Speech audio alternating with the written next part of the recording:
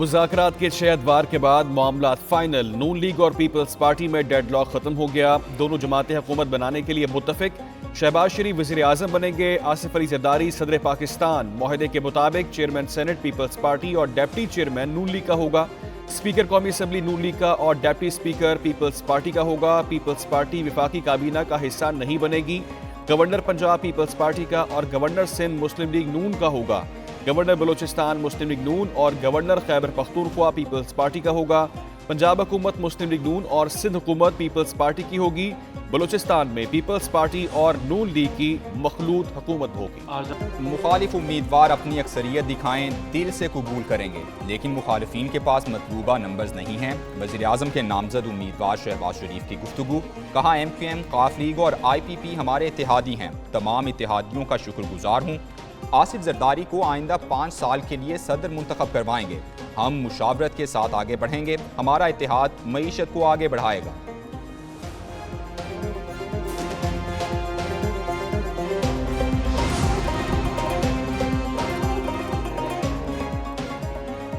ہم نے آنے والی نسلوں کے لیے اتحاد کیا ہے، ہماری جستجو صرف پاکستان کے عوام ہیں، ہمارا مقصد ملک کو مشکلات سے نکالنا ہے۔ میری بہنیں، مائیں اور بیٹیاں بھی دعا کریں گی۔ سابق صدر آصف علی زرداری کی گفتگو۔ بلاول بھٹو بولے، ملک کو بحران سے نکالنے اور اندرونی اور بیرونی مسائل حل کرنے کے لیے مل کر کام کریں گے۔ عوام کی امیدوں پر پورا اترنے کی پوری کوشش کی جائے گی۔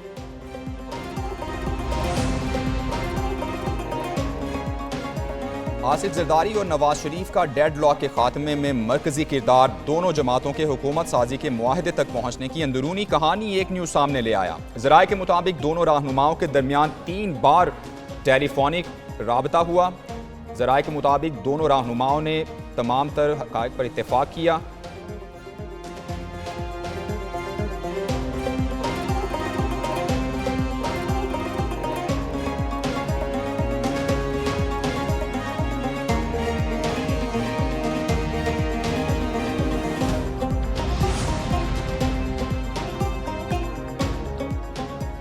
سپریم کورٹ نے عام انتخابات کو کالعدم قرار دینے کی درخواست خارج کر دی۔ درخواست گزار کو 5 لاکھ روپے جرمانہ بھی عائد۔ درخواست گزار نے بحرین جانے کی ای میل عدالت کو کر دی۔ چیف جسٹس قاضی فائز عیسیٰ نے ریمارکس دیے کہ یہ عجیب بات ہے، درخواست دائر کرو اور اس کے بعد بیرون ملک چلے جاؤ۔ عدالتی فورم کو غلط استعمال کیا جا رہا ہے۔ ریاست یقینی بنائے، کورٹ مارشل ہوا تو شخص بریگیڈیئر کا رینک استعمال نہ کرے۔ چیف جسٹس کی پی ٹی آئی رہنما شوکت بسرا کی بھی سرزنش۔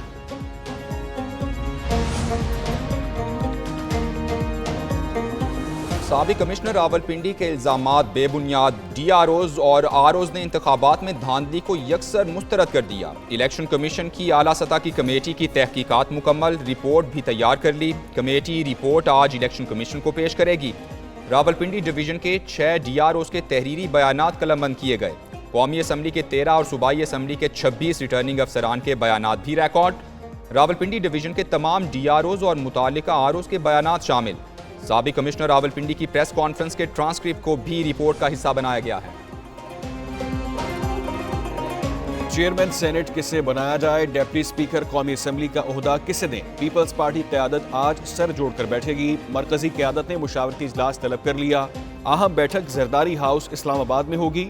بلاول بھٹو زرداری صدارت کریں گے۔ چیئرمین سینٹ اور ڈپٹی اسپیکر قومی اسمبلی کے ناموں پر مشاورت ہوگی۔ گورنر پنجاب، وزیر اعلیٰ بلوچستان، وزیر اعلیٰ سندھ کے ناموں پر بھی بات چیت کی جائے گی۔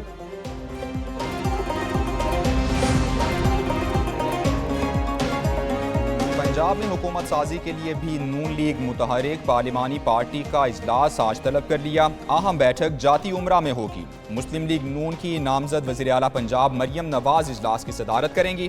منتخب ہونے والے اراکین اسمبلی شرکت کریں گے۔ پنجاب اسمبلی کے اجلاس کے حوالے سے حکمت عملی طے کی جائے گی۔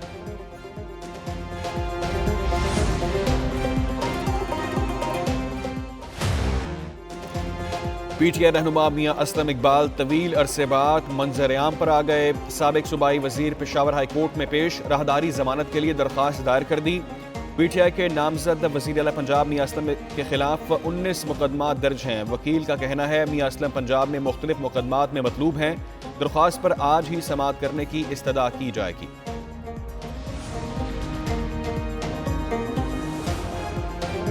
وفاقی حکومت میں شمولیت کے لیے ایم کیو ایم پاکستان کے مطالبات بھی سامنے آ گئے۔ متحدہ نے سندھ کی گورنرشپ مانگ لی۔ وفاقی کابینہ میں 4 وزارتیں لینے کی بھی خواہش مند۔ ذرائع کے مطابق ایم کیو ایم پاکستان آئین میں ترمیم چاہتی ہے۔ ضلعی سطح پر مالی اختیارات کی منتقلی کا مطالبہ بھی کر دیا۔ حکومت سازی سے پہلے متحدہ نون لیگ سے دستاویزی معاہدے کی خواہاں۔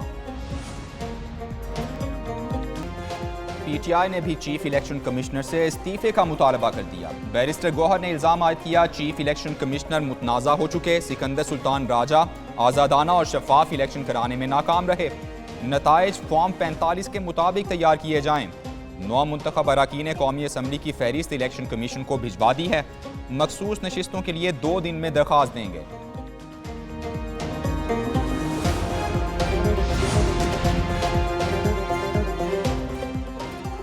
توہین عدالت کیس میں ڈی سی اسلام آباد کی غیر مشروط معافی کی استدعا مسترد۔ عدالت کا پیر تک شو کاز نوٹس کا جواب جمع کرانے کا حکم۔ عرفان نواز میمن اسلام آباد ہائی کورٹ میں پیش، کہا کہ اس میں 18 سماعتیں ہوئیں، کسی میں غیر حاضر نہیں ہوا۔ اپنے آپ کو عدالت کے رحم و کرم پر چھوڑتا ہوں۔ جسٹس بابر ستار نے کہا یہ کیس صرف آپ کے کنڈکٹ کی وجہ سے چل رہا ہے۔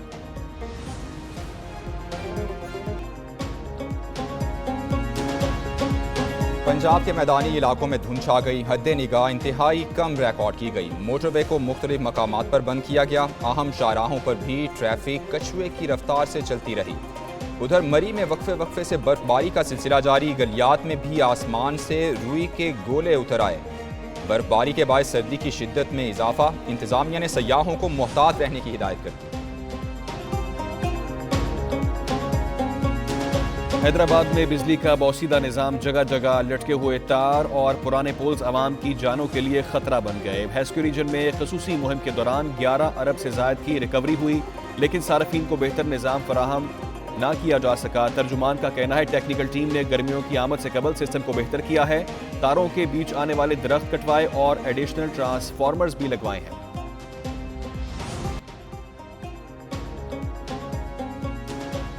ڈیرہ غازی خان میں انتخابات کے بعد سیاستدانوں کی عدم توجہ، سیوریج کے مسائل یوں کے توں، سڑکیں اور گلیاں تالاب کا منظر پیش کرنے لگیں۔ علاقے میں تعفن پھیل گیا، بیماریاں پھیلنے کا خدشہ۔ عوام کا کہنا ہے کئی ماہ سے سیوریج کے مسائل درپیش ہیں، لیکن ادھر کوئی توجہ نہیں دے رہا۔